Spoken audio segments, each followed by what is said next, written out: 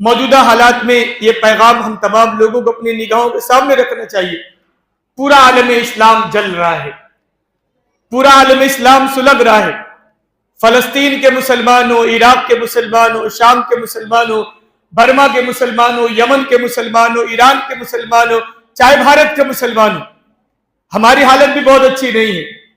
کھلے عام مسلمانوں کو گالیاں دی جاتی ہیں، مسلمانوں کے دو استھان کے نعرے لگائے جاتے ہیں، ہمارے قرآن کو پبلک فگر میں لا کے جلانے کی بات کی جاتی ہے، مسلمانوں کو قبرستان بھیجنے کا نعرہ لگایا جاتا ہے، مسلمانوں پر یہ زمین تنگ کی جا رہی ہے.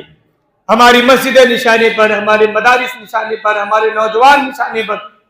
بڑی عجیب و غریب صورتحال ہے. ایسا لگتا ہے کہ پوری دنیا میں کوئی ہمارا پرسان حال نہیں ہے. ایسے حالات میں، ایسے عالمی منظرنامے میں مسلمانوں کو ایک ایک امت کے ایک ایک فرد کو اللہ سے تعلق کو مضبوط کرنے کی ضرورت ہے. یہ بات جان لیجئے کہ جس کا کوئی نہیں ہوتا اس کا پروردگار ہوتا ہے، لیکن اللہ سے تعلق مضبوط کرنے کی ضرورت ہے. پوری دنیا ایک طرف ہو جائے لیکن رب العالمین اگر ہمارے ساتھ کھڑا ہے، دنیا کی کوئی طاقت ہمیں نقصان نہیں پہنچا سکتی.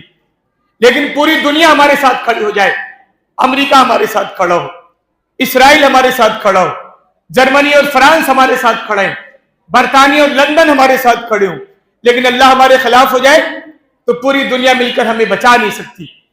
اللہ سے قریب ہوئیے، اللہ سے تعلق کو جوڑیے.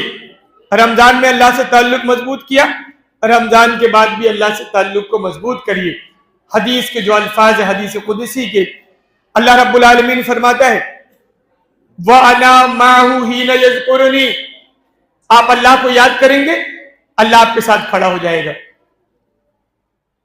اور اگر آپ اللہ پاک کو اپنے دل میں یاد کریں گے وَإِن ذَكَرْتَهُ فِي نَفْسِي ذَكَرَنِي فِي نَفْسِي، اگر میرا بندہ مجھے اپنے دل میں اللہ اللہ کر کے یاد کرتا ہے، آپ چپکے سے مسجد کے کسی کونے میں بیٹھ کے، اپنی دکان کے ٹیبل پہ بیٹھ کر، اپنے گھر کے کسی حصے میں بیٹھ کے چپکے اللہ اللہ کرے، اللہ کی تسبیح بیان کرے، اللہ کو یاد کرے.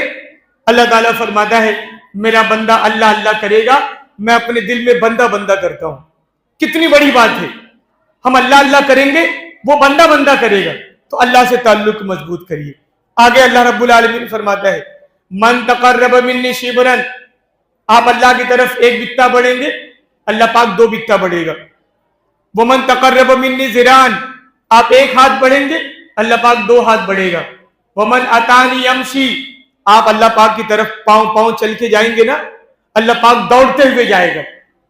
تو یہ اللہ کا کرم ہے. لیکن اللہ کی طرف بڑھیے، اللہ کی طرف رجوع کریے.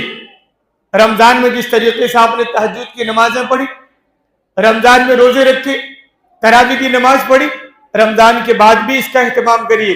اللہ آپ کے ساتھ کھڑا ہو جائے گا، پوری دنیا مل کر آپ کا بال بیکا نہیں کر سکتی. یہ دوسرا بہت بڑا کام ہے.